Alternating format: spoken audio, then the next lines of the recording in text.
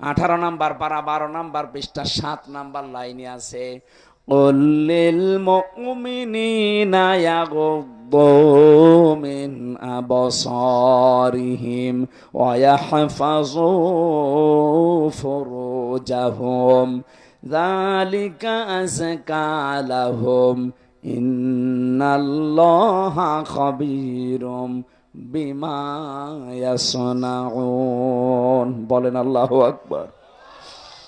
আল্লাহ পাক বলেন, হে নবী, আপনি মমিন মহিলাদেরকে, মমিন পুরুষদেরকে কথা বলে দেন, তারা যেন তাদের চক্ষুকে নিম্নগামী করে পরনারী থেকে। 2 নম্বরে তাদের লজ্জা স্থান থেকে তারা যেন হেফাজত করে রাখে, সংরক্ষণ করে, এটাকে যেন বাঁচিয়ে রাখে। যালিকা আযকা লাহুম, এইটাই তাদের জন্য পবিত্রতার বড় মাধ্যম। কে বলছেন?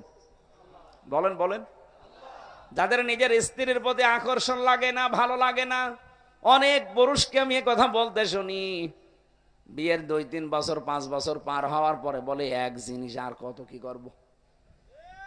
ওই মহিলাও যদি বলে আমি এক জিনিস আর কত কি করব, সংসার টিকবে? এই জন্যই তো পর্দার বিধান। আজকে থেকে বড় নারী, হে মোবাইলে হোক আর সামনাসামনি হোক, 14 জন মহিলা বাদ দিয়ে যাদের সাথে দেখা হবে, সঙ্গে সঙ্গে আল্লাহর দিকে তাকিয়ে চক্ষু নিম্নগামী করা লাগবে। কি পারা যাবে না? 2 নম্বরে লজ্জা স্থান, যেটা যেখানে সেখানে দেওয়া যাবে না। সিদ্ধান্ত নিয়ে যদি আজকে চলতে পারেন, আলাদা নূর একটা অন্তরে আল্লাহ দিয়ে দেবে। তখন নিজের স্ত্রীর প্রতি ভালোবাসা চাহিদা দেখবেন বেড়ে যাচ্ছে দিনের পরে দিন। সর্বোচ্চ 15 দিন করেন, পরকীয়া প্রেম আপনার বন্ধ হতে বাধ্য। আপনার চাইতে সুযোগ আমার জীবনে অনেক বেশি। কি আপনি তো বগুড়ার বাইরে, গাবদলের বাইরে জীবনে যাননি। আর আমার সারা বাংলাদেশের 630টা থানায় আমি গেছি, বিদেশের বহুগুলো দেশ আমি ঘুরলাম, কত কিছু আমার আয়ত্তে আছে। আমি যদি শুধু হাতের ইশারা দেই 5টা চলে আসবে, তারপর আমার শরীর চলে না। এই আয়াতটা যেই দিন আমি বুঝেছি, বৈধ জিনিসের প্রতি যত বেশি ঝোঁক দিতে চান, তত বেশি হারাম জিনিসের প্রতি আপনি চোখ ফিরিয়ে রাখবেন। মন চাবে না তা না, মন চাবে। আপনি একটু চেষ্টা করে দেখেন, আল্লাহ আপনাকে দিয়ে করাবে। আজকে থেকে সিদ্ধান্ত নেবেন, নিজের বউ বাদ দিয়ে আর 14 জন মহিলা বাদ দিয়ে। কয়জন? যাদেরকে বিয়ে করা জায়েজ নেই, ওদেরকে দেখা জায়েজ আছে, কিন্তু মুখমণ্ডল, হাতের কবজি আর পায়ের পাতা বাদ দিয়ে পুরা শরীর তাদেরও ঢেকে রাখা লাগবে। কোন যুবতী মেয়েকে নিয়ে বাবা এক ঘরে থাকতে পারবে না। কথা বলছে না কেন? হযরতে আবু বকরের মেয়ে হযরতে আয়েশা সিদ্দিকা, নবীজির স্ত্রী, 2 জন মা বাবার মেয়ে বসে বসে কথা বলছিল। নবীজি আসলেন কোথা থেকে, দেখলেন 2 বাবার মেয়ে কথা বলছে। 2 জন যখন আলাদা হয়ে গেল, ডাক দিয়ে বললেন, আয়েশা, তোমরা যখন 2 জনে পারিবারিক জিনিস নিয়ে কথা বলছিলে, হঠাৎ দেখলাম শয়তান তোমাদের 2 জনের মাঝখানে কুমন্ত্রণা দেওয়ার জন্য বসে আছে। আপনি চিন্তা করতে পারেন, জান্নাতের একজন সাহাবী হযরতে আবু বকর, তার মেয়ে নবীজির স্ত্রী, আল্লাহ যার চরিত্রের গ্যারান্টি দিয়ে কোরআনে কারিমে সূরা নূরের ভেতরে আয়াত নাজিল করেছেন, তাও 1টা 2টা না। এইরকম মানের একজন মহিলা তার বাবার কাছে বসে আছে। বাবা আমাদের মতো বাবা না, জান্নাতি বাবা। জান্নাতের প্রতিটি দরজা আবু বকরকে ডাকবে। এইরকম মানুষ, তার সাথে মেয়ে বসে গল্প করলে যদি শয়তান আসে মাঝখানে ধোঁকা দেওয়ার জন্য। আমরা শালি দোলা ভাই এক জায়গায় সাংসারিক কথা বলি, কোন শয়তান নেই। অবশ্য ঠিক, ও তো নিজেই শয়তান, শয়তান আর আশা লাগবে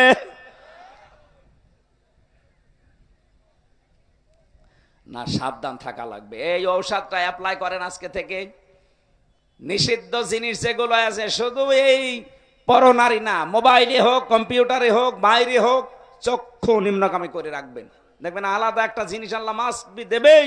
2 নম্বরে আমাদের যে লজ্জা স্থান আছে, নারীদের নারী, পুরুষের পুরুষটা, এটা ঠিক করে রাখা লাগবে। মনে মনে করেন আমার তো মন চাই, আরে মন চাই না কার? মানুষকে এই মন দিয়ে আল্লাহ বানিয়েছেন, এই মনটা কন্ট্রোল করতে যে পারে সেই পরীক্ষায় পাশ করে। আর আপনিও যদি ডোনাল্ড ট্রাম্পের মতো বাবা শাহজালাল সব হালাল, তাহলে আপনাকে জান্নাতে দেবে আল্লাহ কোন কারণে? কথা বলে না কেন?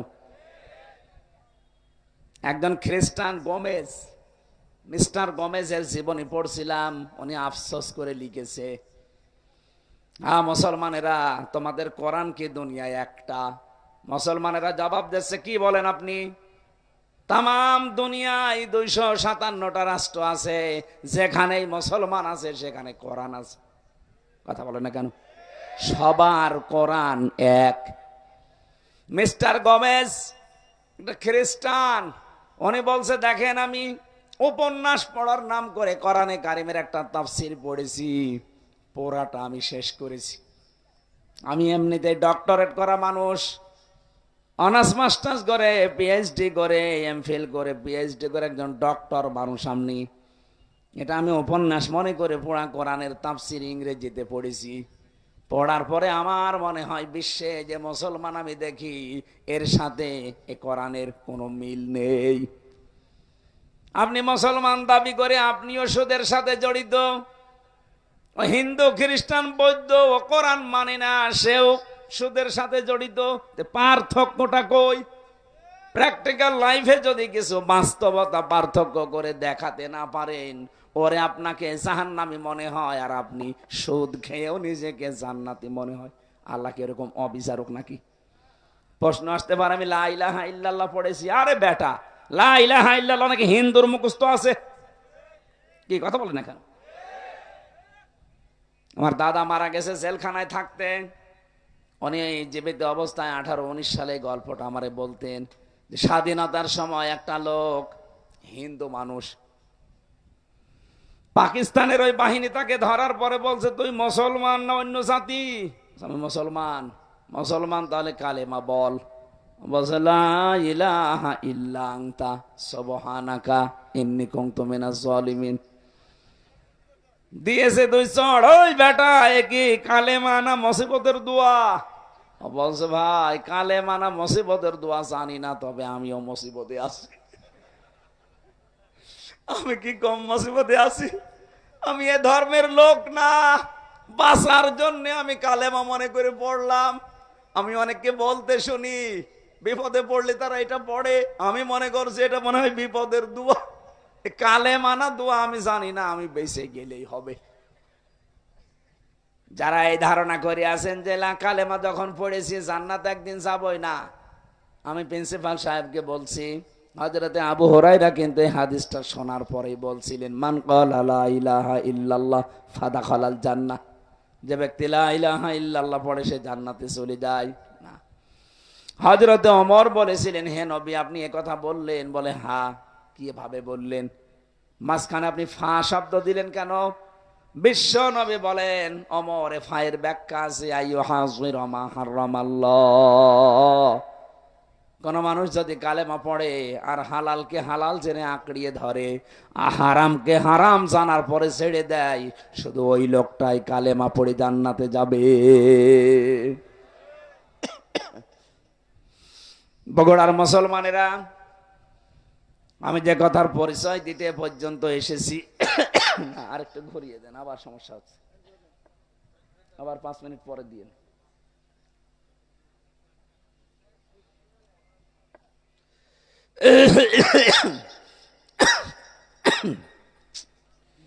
না, এভাবে হবে না।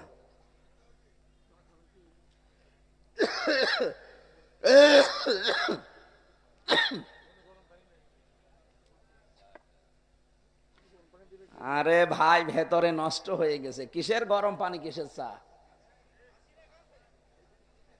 এত করে বলে যে মাহফিল বন্ধ করেন, বন্ধ করেন, ডাক্তাররা পর্যন্ত হাত পা চেপে ধরছে, দিচ্ছেন না। কি করি বলেন তো? শেষ করে দিলাম, আল্লাহুম্মা আমিন।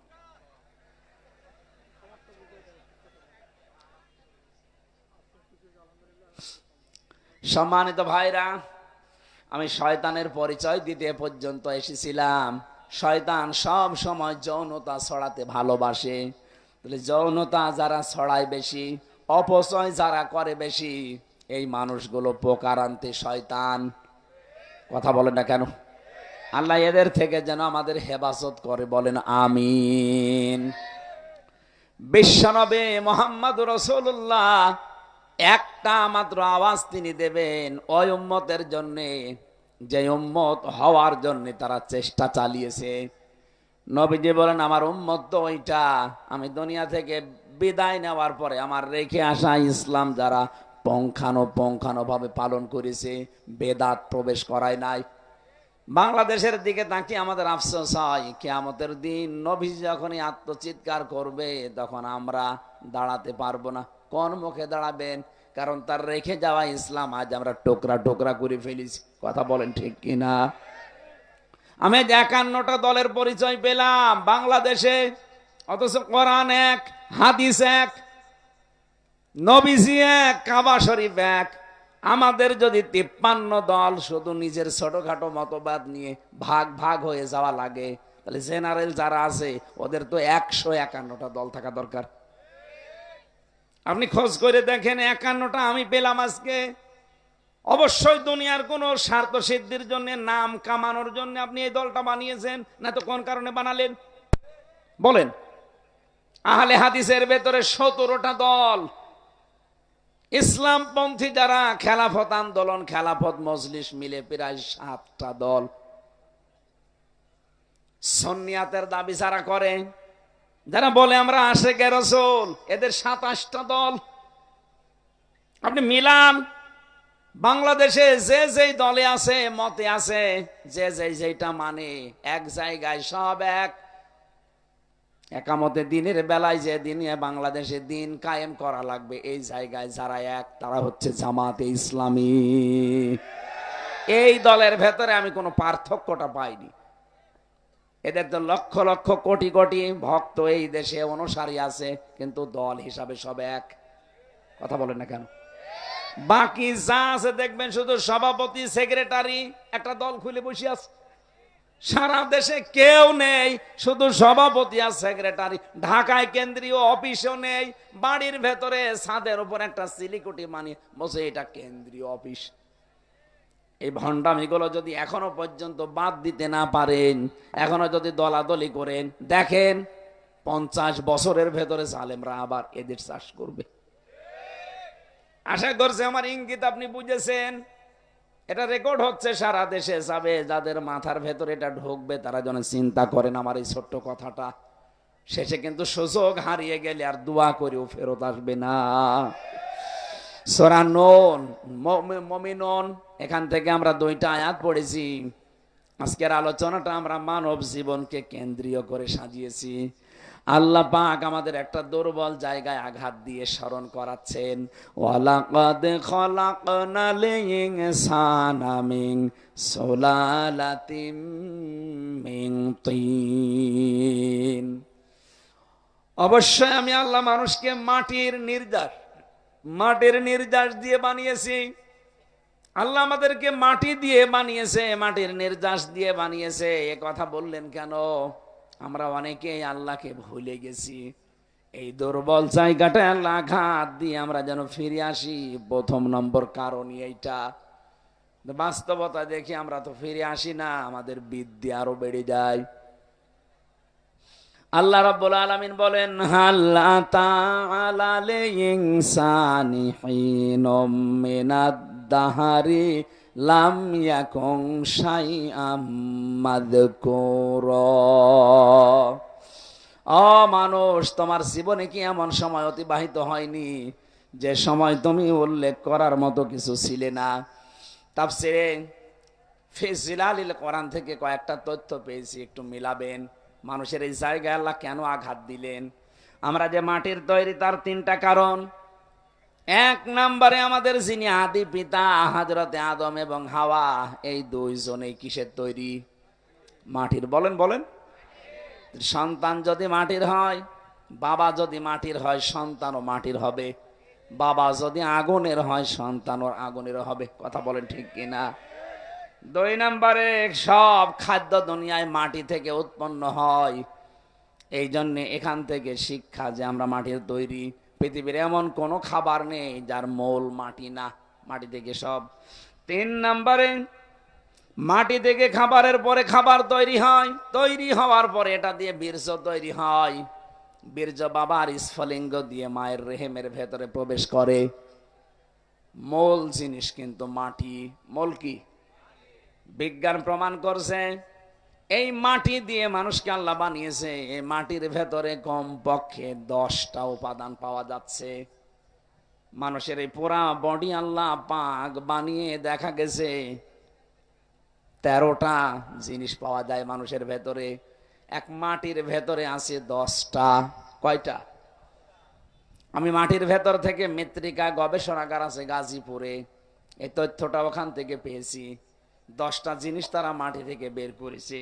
মাটির ভেতরে অক্সিজেন আছে, সিলিকন আছে, অ্যালুমিনিয়াম আছে, আয়রন আছে, ক্যালসিয়াম আছে, পটাশিয়াম আছে, সোডিয়াম আছে, ম্যাগনেসিয়াম আছে, নাইট্রোজেন আছে, হাইড্রোজেন আছে। কয়টা? বলেন বলেন। এই 10টা জিনিস শুধু মাটির ভেতরে। আল্লাহ রাব্বুল আলামিন বলেন, এখরুজু মিন বাইনিস সুলবি ওয়াত তারাইব, বাবার স্ফলিঙ্গ দিয়ে যেটা বের হয়ে মায়ের রেহেমে জমা হয়েছে। এখানে সলবন 1 বচন, তারাইব বহু বচন। সলবন আল্লাহ 1 বচন দিলেন কেন? তারাইব বহু বচন দিলেন কেন? সলবন বলা হয় বাবার লজ্জাস্থানকে, তারাইব বলা হয় মায়ের লজ্জাস্থানকে। মায়ের বেলায় আল্লাহ বহু বচন, বাবার বেলায় 1 বচন। কেন? সন্তান তৈরি করতে গিয়ে শুধু মা লাগে, বাবা লাগে না। কথা বলে না কেন? বিজ্ঞান প্রমাণ করেছে তারা। এবার সলবন নিয়ে এটা আপনি ডক্টর জাকির নায়েকের লেখা 12 খণ্ড লেকচার আছে, ওর ভেতরে পাবেন। এই আয়াতের তাফসিরে এত সুন্দর করে তিনি সাজিয়েছেন। আমি বহু তাফসিরের আগে পড়েছি কিন্তু এই তথ্যটা পাইনি। তিনি ওখানে লিখেছেন, তিনি যেহেতু একটা ডাক্তার, ডাক্তার না উনি যেহেতু ডাক্তার, গবেষণা করে লিখেছে বাবা এই পৃথিবীতে সন্তানের জন্য যে পরিমাণ কষ্ট সহ্য করে জন্ম দিতে গিয়ে, মা কমপক্ষে বাবার চাইতে 3 গুণ কষ্ট বেশি সহ্য করে। আমরা জানি 1-এর পরে হয় 2, 2-এর পরে যা হবে সব 1 বচন, 2 বচন না বহু বচন? বলেন বলেন। এই জন্য আল্লাহ তারাইব বহু বচন দিয়েছেন। বাবার বেলায় 1 বচন দিলেন এই কারণে, বাবা তো শুধু বিছানায় থাকা শেষ, বাকি মা পেটে বহন করার জন্য 10 মাস 10 দিন কষ্ট সহ্য করেছে। শুধু এতটুকুই না, কমপক্ষে ডেলিভারির যে কষ্টটা বিজ্ঞান এখন জানিয়েছে, এই পুরুষ মানুষ আমরা যারা দুনিয়ায় যত শক্তিশালী পুরুষ হোক 45 ইউনিট কষ্ট সহ্য করতে পারে। কত? 45 ইউনিটের বেশি কষ্ট একজনকে দিলে সে হয় হার্ট অ্যাটাক করবে, না মারা যাবে। কিন্তু একটা মা দুনিয়ার সন্তানের মুখ দেখাতে গিয়ে বিজ্ঞান এখন দেখতে পায় কষ্টটা মাপার জন্য একটা যন্ত্র আছে। মায়ের কষ্ট কমপক্ষে হয় 57 ইউনিট। 45 ডিগ্রি দিলে যেখানে আমরা মারা যাব, সেখানে মা আমার মুখ দেখতে 57 ইউনিট কষ্ট সহ্য করে কয়েক বালতি রক্ত শরীর থেকে ঝরিয়ে মা আমার কাঁটা ছটফট মুরগির মতো করে, তারপরও আমরা মুখ দেখতে চাই। নবীজি জানিয়েছেন এত কষ্ট দুঃখের পরে বাচ্চাটা যখনই মায়ের সামনে তুলে ধরা হয়, বাচ্চার মুখ একবার দেখার সঙ্গে সঙ্গে পেছনে যত কষ্ট ছিল সব আল্লাহ ভুলিয়ে দেয়। এই কষ্ট যদি মায়ের মনে রাখার মতো হতো, জীবনে কোনো মানুষ একটা সন্তান নেওয়ার পরে আর কোনোদিন স্বামীর সাথে মেলামেশা করতো না। ও বলতো না, দুনিয়ায় যে কষ্ট পেয়েছি আমি কোনোদিন আর তোমার কাছে যাব না। ওই সন্তানের মুখটা দেখার সঙ্গে সঙ্গে পেছনের যত কষ্ট ছিল আল্লাহ সব ভুলিয়ে দিয়েছে। এতটুকু শেষ করেননি, 2 বছর পর্যন্ত আপনাকে দুধ খাওয়িয়েছে। কয় বছর? আরো জোরে বলেন। বিজ্ঞান প্রমাণ করছে দুধ খাওয়ানো এটা মায়ের কমপক্ষে দিনে রাতে মিলে 24 ঘন্টায় একটা সন্তান মায়ের স্তন পান করে থাকে 8 বার। কয়বার? 7-8 বার পান করাই লাগে 24 ঘন্টায়। আপনি হিসাব করে দেখেন, তারও বেশি হয়। উপরেরটা নিচেরটা বাদ দিয়ে মাঝেরটা বিজ্ঞান প্রমাণ করেছে 8 বারও যদি হয়, একবারে যদি 1 পোয়া করে দুধ চুষতে থাকে, 8 বারে কমপক্ষে 2 কেজি দুধ খায়। কত? 2 কেজি করে দুধ আমি আপনি সবাই খেয়েছি মায়ের স্তন থেকে। একদিন 2 দিন না, 2 বছর। কত? বলেন বলেন। আপনি একটা হিসাব করে দেখেন, 2 বছরে প্রতিদিন যদি হয় 2 কেজি করে, আমি ক্যালকুলেটর দিয়ে দেখেছি 36 মণ দুধ আমরা খেয়েছি। কত? আমার বাবা আমার মায়ের আমরা 2 জন, আমি আর আমার একটা বোন আছে। এখানে কত মানুষ আছে? 8টা 10টা ভাই বোন। কথা বলেন না কেন?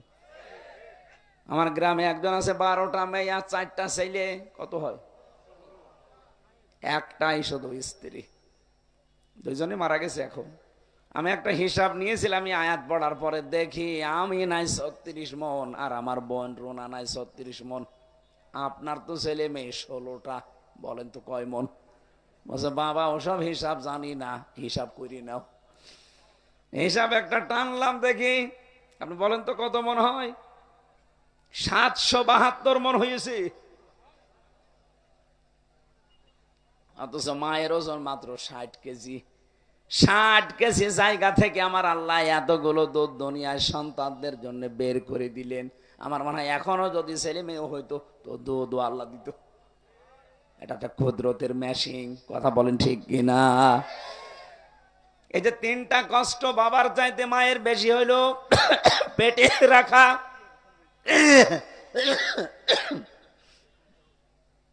শুধু পেটে রাখা না, ডেলিভারির কষ্ট সহ্য করা, আর দুনিয়ার মুখ দেখানোর পরে 2 বছর দুধ খাওয়ানো।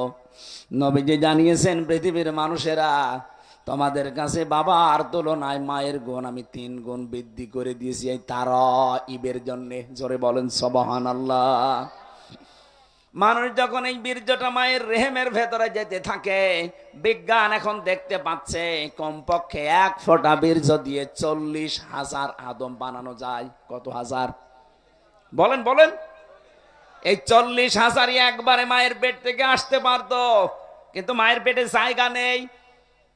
বাবার এই স্ফলিঙ্গ দিয়ে যখন বের হয়ে যায়, এখান থেকে মায়ের ওই জরায়ু পর্যন্ত যে নাপাক পানির থলিটা আছে, রেহেম বলা হয়, এখানে যেতে যেতে দেওয়ালের সাথে ধাক্কা লাগে, কেউ পড়ে যায়, কেউ মরে যায়। আমার তো জীবনের প্রতিযোগিতা শুরু হয়েছে সেই জন্ম থেকে, অথচ আজ আমরা প্রতিযোগিতায় হেরে যাই। কত স্ট্রাগল করে, কত কষ্ট স্বীকার করে, প্রতিযোগিতা করে ওই জায়গায় গেছি আমি। তারপরে হামজা আমি দুনিয়ায় আসলাম। আমার কত ভাই বোন ছিল, তারা পড়ে মরে গেছে। কথা বলেন না কেন? তাহলে আমাকে সিদ্ধান্ত নেওয়া লাগবে আমার মঞ্জিলে মকসুদ পর্যন্ত। আসল যেটা আমার জায়গা, এখানে নাই দুনিয়া আসার জন্য মায়ের রেহেম, আর আমার জান্নাতে যাওয়ার জন্য আমার জীবনের শেষ দিন এ পর্যন্ত আমাকে লড়াই করে যেতেই হবে। ওয়াবুদ রাব্বাকা হাত্তা ইয়াতিয়াকাল ইয়াকিন। হামজা, ইবাদত বন্দেগী করো ওই পর্যন্ত যতদিন পর্যন্ত তোমার মরণ না আসে। তার মানে আমার মরণ আসা পর্যন্ত আমার এই সব সময় স্ট্রাগল করে যাওয়া লাগবে, কষ্ট স্বীকার করা লাগবে, প্রতিযোগিতা করা লাগবে। লাকাদ খালাকনাল ইনসানা ফি কাবাদ। আমি মানুষকে বানিয়েছি এই কষ্টের পরে কষ্ট সহ্য করে। এ মানুষ যখন কষ্ট সহ্য করবে, 40 দিন পরে পরে আমার আল্লাহ এটা পাল্টাতে থাকবেন। আল্লাহ রাব্বুল আলামিন বলেন, সুম্মা খালাকনান নুতফাতান আলাকাতান ফাখালাকনাল আলাকাতা মুদগাতান ফাখালাকনাল মুদগাতা ইযামা ফাকাসাউনাল ইযামা লাহমা ثم أنشأناه خلقا آخر فتبارك الله أحسن খালিকিন। বলেন আল্লাহু আকবার। একটু নিজের জীবনের দিকে তাকান, আপনি সেজদা দিতে বাধ্য হবেন আল্লাহকে। বড় বড় নাস্তিক হোক, মানি না তোর আল্লাহকে, এই কথাও যারা বলে তারা এই আয়াত পড়ার পরে নত হতে বাধ্য, যদি বুঝে থাকে। আল্লাহ পাক বলেন একটা ইন্টেনসিটি কেয়ার ইউনিট, যেখানে দুনিয়ার কোনো সার্ম যেতে পারে না, এই জায়গায় 40 দিন ধরে রাখলাম। এরপরে আমি নোতফা থেকে ধরে আমি আলাক বানালাম, এরপরে আলাক থেকে তোকে আমি মদগা বানালাম, এরপরে মদগা থেকে চামড়া দিয়ে গোশত দিয়ে এটা আমি ঢেকে দিলাম। শুধু ঢেকে দিয়ে শেষ করিনি, এই গোশতগুলো যেন পচন না ধরে এমন একটা কাবার দিয়েছি। এই কাবার যাকে দিয়েছি ওইটাই ফাইনাল। এটা আমার যে চামড়া আছে, আমার শরীরের কোনো চামড়া যদি কেটে এখানে লেগে দেন, এটা ভালো হয়ে যাবে। যদি পুড়িয়ে যায়, কেটে যায়, ছিঁড়ে যায়, আমার আর চামড়া প্রিন্সিপালের এক না। দেখতে এক হলেও আমার শরীরের ভেতরে ৯,৭৬৮ প্রকার চামড়া আল্লাহ দিয়ে রেখেছেন। কিন্তু এক একটা জায়গার চামড়া এক এক রকম। এই হাতের তালুতে যে চামড়া আছে, এইটা যদি উপরে দিত, জীবনেও কোনো কিছু ধরে আপনি আটকিয়ে রাখতে পারতেন না। কথা বলেন ঠিক কিনা? দুইটা জায়গার চামড়া আল্লাহ পুরো আলাদা করে দিয়েছেন, লজ্জা স্থানের আর জহ্বার। এত এত চামড়া দিলেন শরীরের ভেতরে গোশতগুলো সংরক্ষণ করার জন্য। আল্লাহ পাক বলেন মানুষের ভেতরে আমি হাড্ডি দিয়েছি 360টা জোড়া দিয়েছি। নবীজি বলেন তোমরা প্রতিদিন এই জোড়া আছে আল্লাহ দিলেন 360টা সাদগা দান করবা, তাহলে এই জোড়ার হক আদায় হবে। সাহাবেরা বলে হুজুর আমরা গরিব মানুষ, টাকা পয়সা। বিশ্ব নবী বলেন 2টা কাজ করতে পারলে এই হাড়ের সাদগা আদায় হয়ে যাবে জয়েন্টের। মসজিদের ভেতরে যদি কোনো ময়লা দেখো, নিজের দায়িত্বে তুলে ফেলে দিবা। 2 নম্বরে দস্তরখানা বিছিয়ে খাবার খাবা, যদি খাবার পড়ে যায় ওই খাবার তুলে খাবা। অথচ এই 2টা আমলের একটাও আমরা ধনী মানুষরা করতে চাই না। বলি এই আবার কাজ হইল? মসজিদের ময়লা পরিষ্কার করার জন্য ইমাম আছে, খাদেম আছে, মুয়াজ্জিন আছে, ওরা আমি লাট সাহেব, আরে ভাই আপনার এই হাড়ের এই যে 360টা জোড়া দেওয়া আছে, জোড়ার সাদগা দেবে আপনার কোন বাবা? এটা সাদগা দুনিয়া আদায় করা জায়গা, এটা করে যাবেন। মসজিদে প্রবেশ করলে এটা আপনার দায়িত্ব হয়ে পড়ে। কথা বলেন ঠিক কিনা? একটা খড়কোটা পড়ে আছে, থুথু পড়ে আছে, কপ পড়ে আছে, পরিষ্কার করে দেন। দস্তরখানা বিছিয়ে খাবার খাওয়ার অভ্যাস করেন। আল্লাহ রাব্বুল আলামিন বলেন প্রত্যেক জায়গায় যে জোড়া দিয়েছি সব জোড়া আবার এক না, প্রত্যেকটা হাড় আলাদা আলাদা মাপ।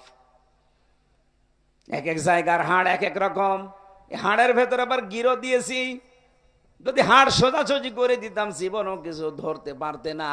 এই যে গিরোগুলো দিয়েছি প্রত্যেকটা আঙ্গুলে, জয়েন্টে, এগুলো আবার নাট সিস্টেম করে দেয়নি যে খুলে রেখে দেবা, তাহলে চুরি হয়ে যেত।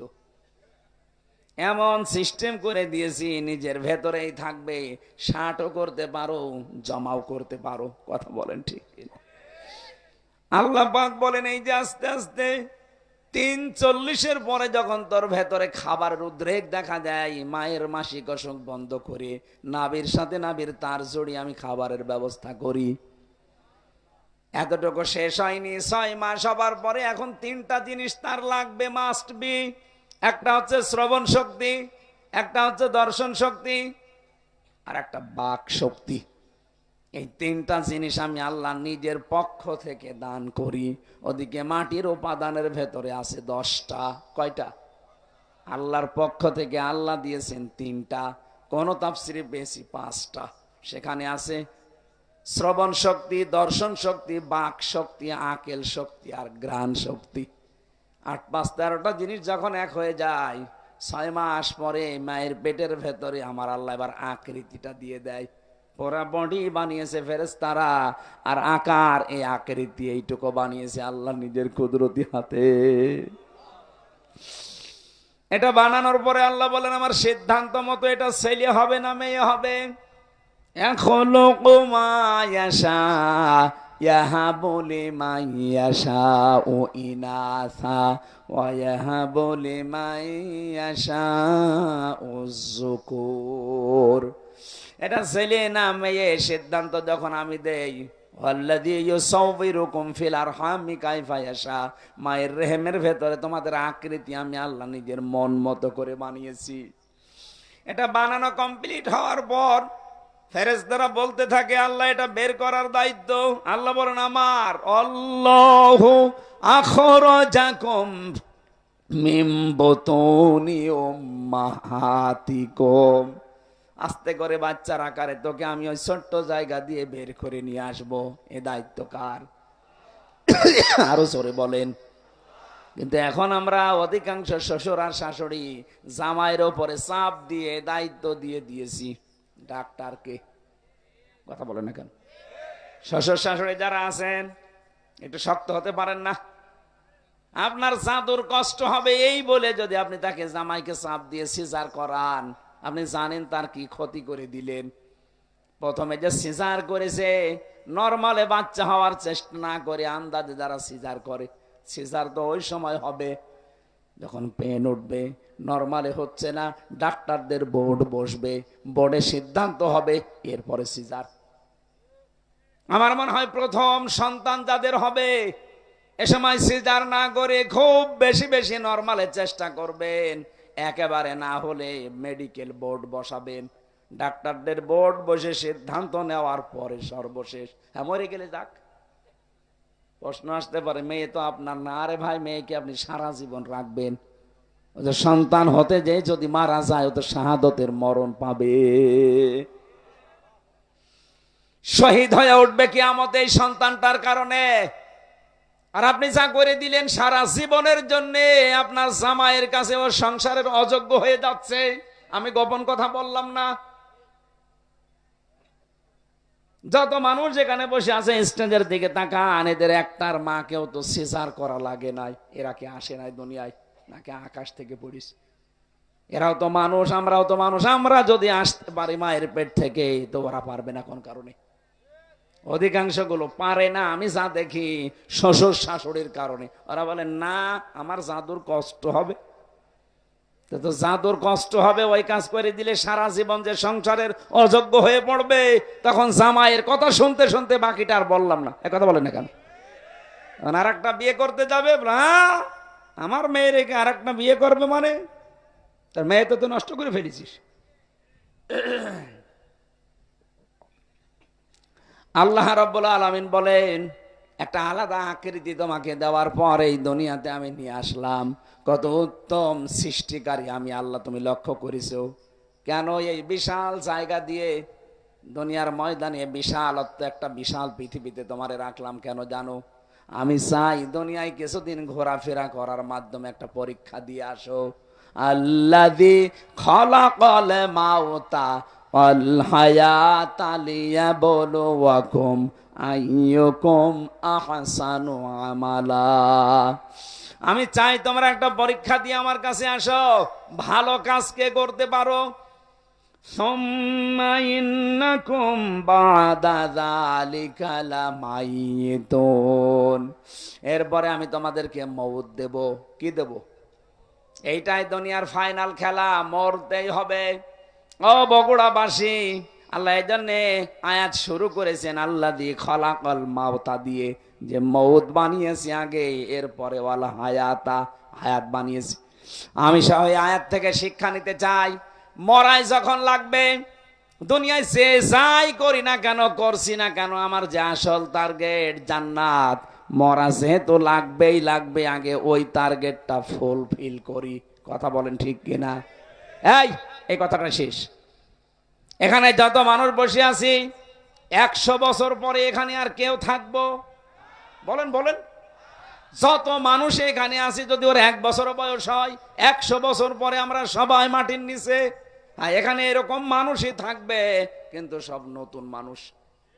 কথা বলেন না কেন? তারা এখনো দুনিয়ায় আসেনি, আসবে। 100 বছর পরে বগুড়া থাকবে, এই জমিনটা থাকবে, গাবতলী থাকবে, কর্ণীপুর থাকবে, কিন্তু এখানে আমরা একজনও থাকবো না, নতুন মানুষ জমা হবে। 200 বছর পরে যদি আপনি এই বগুড়ায় এই গাবতলী কর্ণীপুরে এই যে 2 তলা বাড়ি দেখছি, এই বাড়িতে কেউ যদি এসে 200 বছর পরে বলে এই বাড়িটা আমার ছিল, ঝাঁটা পিটা করবে আপনারে। এই দুনিয়া। আল্লাহ বলেন সুম্মা ইন্নাকুম বাদা যালিকা লামাইয়িতুন সুম্মা ইন্নাকুম ইয়াউমাল কিয়ামাতি তুবাসুন।